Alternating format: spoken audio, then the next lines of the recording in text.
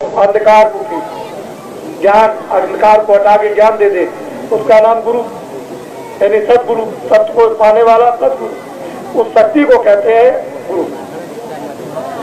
उस रोशनी को, उस ज्ञान को, उस प्रकाश को, उस शक्ति का नाम है गुरु, कोई शरीर का नाम गुरु नहीं। ऐसी विशुद्ध है महान आत्माएं जब कभी मनुष्य शरीर में मिल जाए तो ये उनके पास ले लेना चाहिए दौड़ करके। लेकिन आप तो कुछ नहीं, बुलाते रहते हैं, आप भागते उधर, होगा क्या? आप हमारी मोटी बातों को सुनते हैं।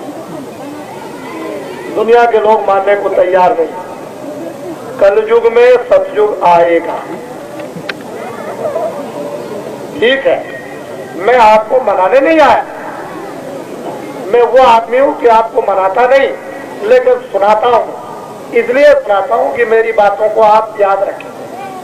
कलयुग में सतयुग आएगा। सतयुग के आने के पहले क्या होगा, यह आपको सुनने की जरूरत है। यही अहमदाबाद है जिसका इतिहास बनेगा कि कलयुग में सतयुग के आने का, यानी किस तारीख को बिगुल बजा शुरू हुआ, उसका एक इतिहास बनेगा। यही साबरमती नदी है जिसमें मैं सन 77 में यहाँ पर आया और जहाँ आकर के 25 दिसंबर को एक बिगुल बजाया और 5 जनवरी 78 तक यहाँ बिगुल बजता रहा, जिसमें सतयुग के आने के बिगुल में 33 करोड़ देवताओं को प्रसन्न किया गया।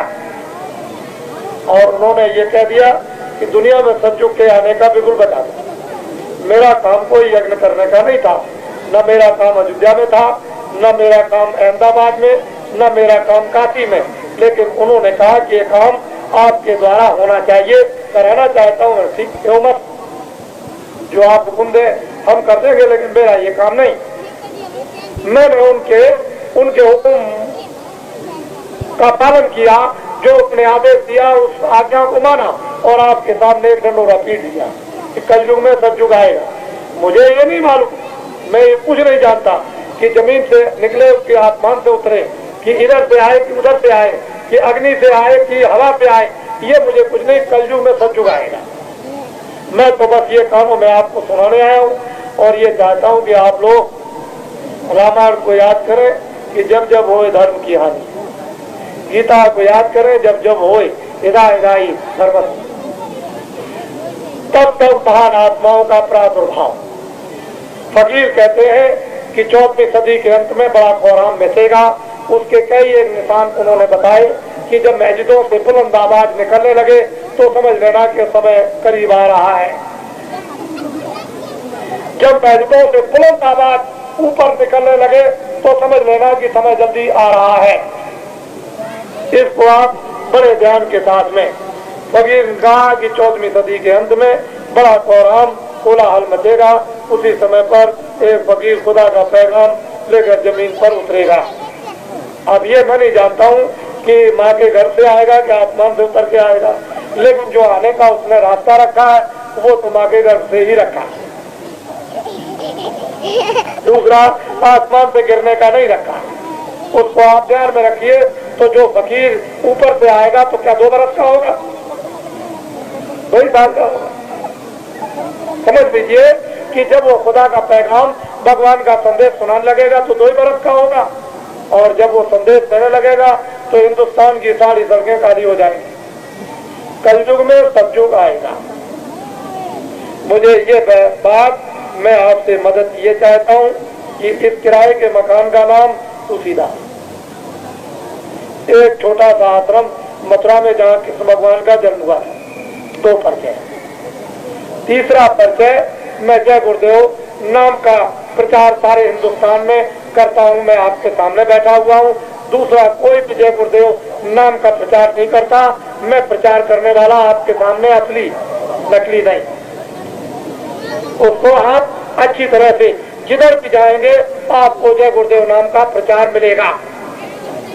जय गुरुदेव नाम यानी किसी आदमी और जानवर का नहीं, उस परम पिता परमात्मा, उस परम ब्रह्म का, उस सर्वशक्तिमान, उस भगवान का, ईश्वर का। मुसलमान उसको खुदा कहे या ईसाई उसको गॉड, मैं उसका प्रचार करता हूँ। अपने अपने दरवाजों पर सुसूचक चिन्ह लिखे ऊपर जय गुरुदेव नाम भगवान का, नीचे सतयुग आएगा, 1 बीघा खेत में 100 मन गेहूं 100 मन चावल लाएगा। आपको ये लिखने में इतराज क्या? दुनिया के तमाम लैला मजनू की किताबें और तमाम शब्द दिल और दिमाग और तमाम लिखते और आप पढ़ते रहते हैं। ये आपको सूचत है, योगदान, मदद, सहयोग, ये आपका नुकसान क्या है? लेकिन अफसोस है इसके लिखने में और इसके याद करने में शर्म। लैला मजनू की कहानियों में कोई शर्म नहीं। नंगे चित्र तो बनाओगे, उसमें कोई हया और शर्म आपको नहीं आएगी, लेकिन भगवान की तस्वीर बनाने में आपको शर्म। कलयुग में सतयुग आएगा, इतना बड़ा देश के अंदर परिवर्तन होगा जो तुम्हारे मस्तिष्क यानी दिल और दिमाग और तुम्हारे स्वप्न और ख्वाब में भी नहीं। आपको तो अभी कुछ पता है, जानते नहीं।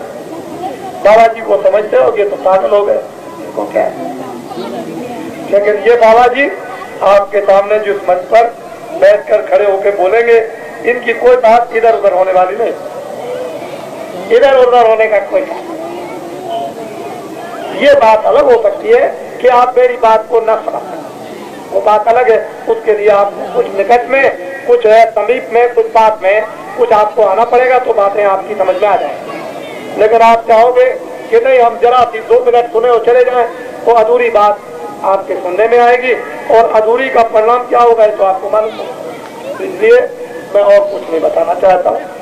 जब दोबारा आपके सर में फिर आऊंगा तो आपको मैं कुछ बताऊंगा।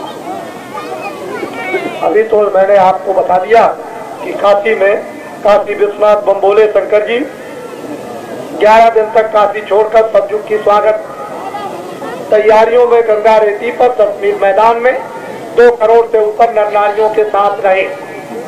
कब से कब तक? 15 फरवरी 79 और 25 फरवरी 79 तक। और उन्होंने कहा कि मैं काशी नहीं जाऊंगा, मैं तो जो प्रदेशों से, प्रांतों से नर नारी 2 करोड़ से ऊपर आए हैं, इस गंगा तट पर मैं उन भक्तों के साथ काशी छोड़कर 2 वर्ष के लिए जा रहा हूँ। काशी में काशी विश्वनाथ बम्बोले शंकर जी अब नहीं है, 2 वर्ष के लिए काशी छोड़ के चले गए। अब तो आप पूछोगे कि काशी छोड़ के चले गए तो क्या करेंगे, ये नहीं पता, ये मैं बताने वाला नहीं आपको। मैंने जब बताया था, ईसा मसीह ने जब बताया तो आपने रात को मीटिंग करके सुबह फांसी पे चढ़ा दिया। जब मीरा ने बताया तो रात को मीटिंग करके उसको सुबह जहर पिला दिया। जब ऋषियों ने बताया कि सुबह राम को रात तिलक होगा तो रात को मीटिंग करके 14 वर्ष का वनवास करा दिया। जब नारद जी ने बताया कि कंस तुम्हारी प्रजा तुम्हारे पापों का घड़ा भर गया, अगर तुम इसको नहीं छोड़ते हो तुमको मारने वाला तुम्हारी बहन से पैदा होगा, तो रात को मीटिंग की, बहन बहनोई को बुला करके मथुरा जेल में बंद कर दिया। जब गुरु गोविंद सिंह ने कुछ कह दिया तो फिर क्या किया कि उनके बच्चे जिंदा ही दीवार पे चुनवा दिए। मोहम्मद ने कुछ कह दिया तो जंगलों की ठोकरें खानी पड़ी, और संतरे महात्मा ने कुछ कह दिया तो रात को मीटिंग करके जिंदा ही सबके सामने बैठाल कर उनकी खाल खिंचवा दी। और हुसैन साहब ने जब कुछ कह दिया, बैठे रहो,